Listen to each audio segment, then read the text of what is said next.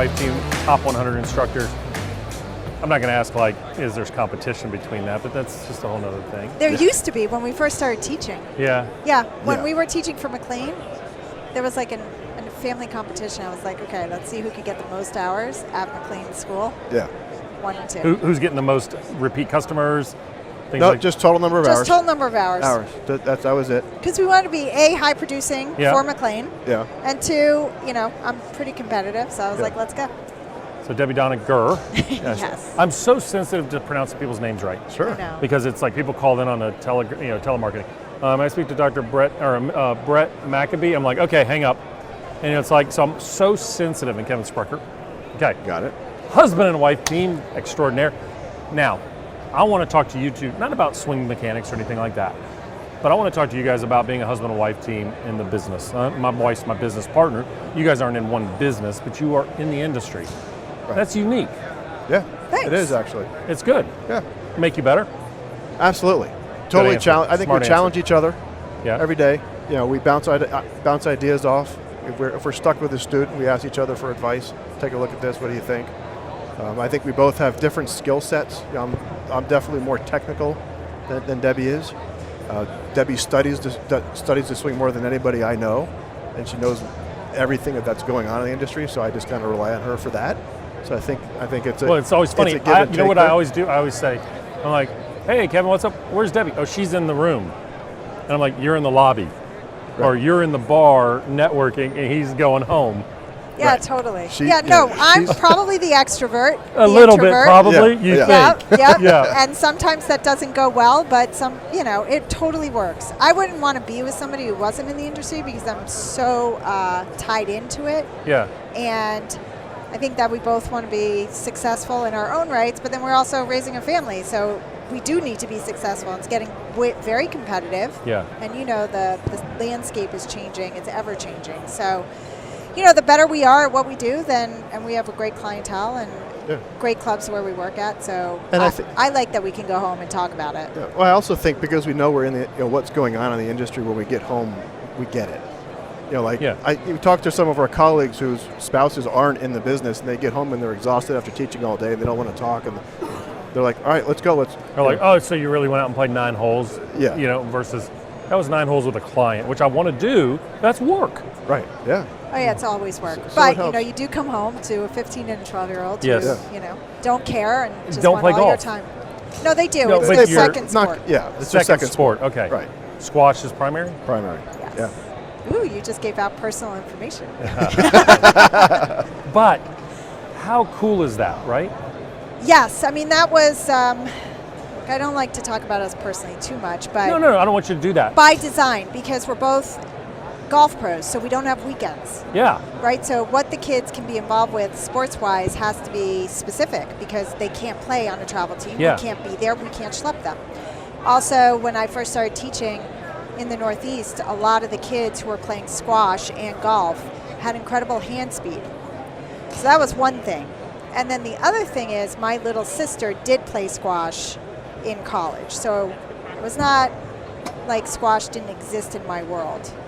So I started them super young as well as golf, and it just so happens that I think their skill set and their talent level is more towards squash, although golf is secondary, and I think they'll be able to play for the rest of their lives with clients and in business. Yeah. It's also a 12-month sport, squash, because it's indoors. So they're constantly getting to play and practice. Where golf, you got to shut it down a little bit in the Northeast in the wintertime. A little bit. So for them to be able to play and year-round with the squash, and like Deb said, I think the fitness and the eye-hand coordination, it just helps with them. And they're training for tournaments, so they're working out. When you train and you get physical, their confidence increases. So it's just fun. Does it, not going into details, but being able to look at kids that y'all are raising when you're coaching people, does it give you a different perspective? Yes, so twofold. So one, squash, even though my sister played, Kevin's a little bit better at what's going on. I'm totally not, because it's not my sport. So I can lay back and just say, be mom, I'm in the background, all coaches, all you, this is your deal. I'm there to completely support you, although inwardly I'm nervous when they're your playing, stomach right? is just... But then also on the flip side, and we've talked to you about it, some parents in golf are like in any other sport, I'm sure anybody listening, it can get insane. So a lot of times I want to go the complete opposite. What I'm most worried about with our kids is burnout, injury, and that they view their sport as a job. And it's a catch-22, I think, because you have to have some of that to be great now because the competition is so big. Yeah. And one of the reasons why golf I steered away a little bit is you have to be so good now as a junior, which means a lot of time, a lot of effort. You got to really love that game to play on a really high level junior. So the reason I'm looking at you is I'm sitting here listening to you talk. I know you're more about your playing background. Right. So could you, it's a really stupid question, I apologize. In today's culture, how would you have functioned as a junior? I would have been good because my parents also didn't play golf. My dad came to tournaments, traveled, dropped me off, picked me up. My mom took me to lessons. So that was 100% internal for you? 100% my own. Where'd that come from? I think it's in my DNA. I think the background of my family, when I think about it, my grandfathers, my father, I come from a very academic family. I'm the least academic in my family, but I come from a very much massive work ethic, and whatever success you have, just be the best at it. My sisters, everybody in my family. So I think it's inbred. I think it's in me. Is it competitive or is it fulfillment? I don't think these are right or wrong. That's why I'm asking. I think it's both. Okay. For me. Okay, for you. Right. But she also had parents that supported her desires and what she wanted to do. I was very athletic also growing up, but my parents would ask me what I wanted to do. If I didn't want to do it, they would say, fine. They never pushed me. Debbie had parents. She wanted to play golf. She'd go play, and then they would make sure she got there and got more into it. But they would push her when they needed to and get her there, but then they'd back off. My parents had backed off completely. So I never got to that extra level. I probably could have played a college level sport if I had the athleticism for it, but I never went the extra mile. So, all right, that's where I'm going with this. And I have to say, he's a better father than what he had. What a hell of a compliment, man. Wow. Yeah.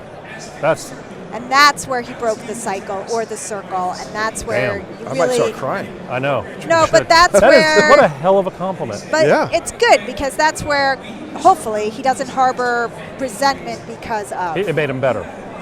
Damn. Yeah, because if you don't get rid of that, then... That's like the best compliment you could ever give somebody. Will you marry me? Okay, I'm not an ordained minister, but yeah. Okay, wow, that was incredible. I don't even know where to go. Okay, so a couple years ago, I wrote a response article to TPI with their blessing. It wasn't like I bombarded. We're knocking early specialization. I'm like, wait a minute, it works. It's a catch-22. That's what I'm saying. You got to be really, really careful, and I am cognizant of it because I see so much burnout. I see kids that are like, we're done. I'm done. And so I don't want that happening to two of my kids who actually have a lot of talent. And you know more. Yeah. And skill sets. But it's anything, right? I mean, it's anything that we're doing in life. It's like, I had a former teammate of mine's wife, and the kids he played Major League Baseball for a long time, made a lot of money. And he said, we're beating up our parents. Because what if my kid was in drama? I'd take him 7 days a week to do band practice. They wouldn't have time to do, or drama practice, they wouldn't have time to do anything else, but we wouldn't complain about that. Right. All of a sudden now we're worried about athletic, but maybe we practice too much, but really, how do you get good at something when really there is somebody who's like you, that internal drive, who's out there all day long because they love it, it's who they are, and all of a sudden now you got to catch up. Right. It works. Yeah. So our kids, right, I'll just say, Kevin and I sometimes, a lot of times, we get junior golfers who come to us at too late. I'm sorry, it's 15, 16 years old, the parents are ignorant of the system, and can my kid play, college golf? No, you cannot. It's absolutely not happening. Or at least not at the level that not they the want. level you want. Yeah, they're 16. Maybe D3, maybe though. I just had a girl come to me, she's 16 years old, she wants to play college golf. I said, okay, well, maybe, and I said, do you want to play D1? She goes, no, I can't play D1. I said, well, that's a healthy response then. Yeah. Because we get these kids, I want to go play at Duke. Yeah. Oh, what's your average score? Oh, I should shoot 78. Yeah, it's just hard to break it to them that it's not going to happen. Yeah. There's not enough time to get you good enough to get into it. talking about our daughter's 12, and one of the things is we talk about her because she likes to play team sports. She's on her softball team at school and all these other sports, and we're like, well, it's taking away from her squash. And we look at each other, she's 12. Who cares? Let her play the other sports. And also to work in different planes of motion. Yeah. Well, you're seeing it from a deeper level. It's for good. sure. Okay. So being in golf, being for as long as I've been being in the industry and seeing what our kids are doing, what other kids are doing, I think it helps. It helps us work with the kids that we see come in, and we have a greater understanding because of what we see with our own kids. Yeah. Do you guys sit down and look at the year in advance as a married couple in the industry and go, all right, here are the challenges that we see together. Here are the ways that we're going to, I mean, you guys got to see trends, but you got 4 eyes instead of 2, and you've got a partner, even though you aren't business partners, you aren't teaching on the same facility. Right. But to be able to say, look, did you go to this? I mean, I heard you right before we came on. What'd you think about this? It was brilliant to listen to that interaction. It's like so nice to bounce that off and go, yeah, but I thought that was really cool. Thanks. I mean, well, look, 2 heads are always better than 1. Yeah. Like you said, 4 eyes are better than 2. Yeah. So, and especially since we come at it from different perspectives, very too, much. which helps. And we have, even though we're in the same industry and we run in the same circles, we also have very different circles that are at high levels. Mm-hmm. So there are a lot of people that I know that she does it and she knows that I don't, and we can intermix the two. So, we get kind of the best of both, and we divide and conquer, so to speak. So it gives us the opportunity.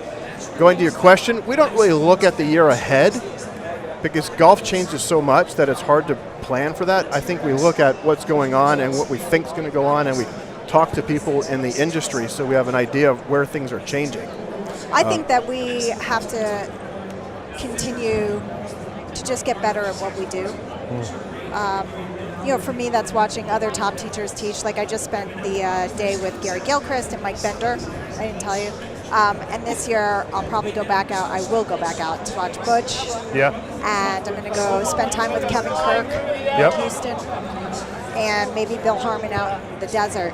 But like those are things that are imperative to me, not only because they're teachers that get it done, so you could get bogged down. I talked to Mike Bender about this yesterday.